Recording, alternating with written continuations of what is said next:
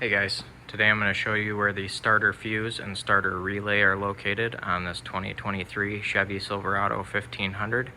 If this video is helpful, can you smash that thumbs up button and leave a comment down below for the YouTube algorithm? It really helps out a lot. So the first thing we need to do is pop our hood.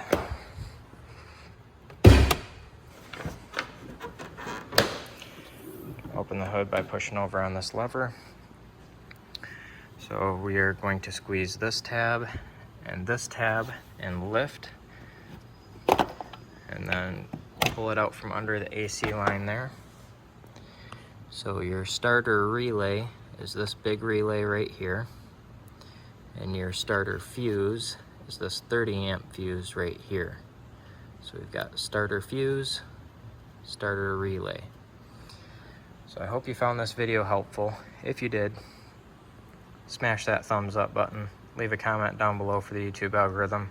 Thank you for watching and have a good one.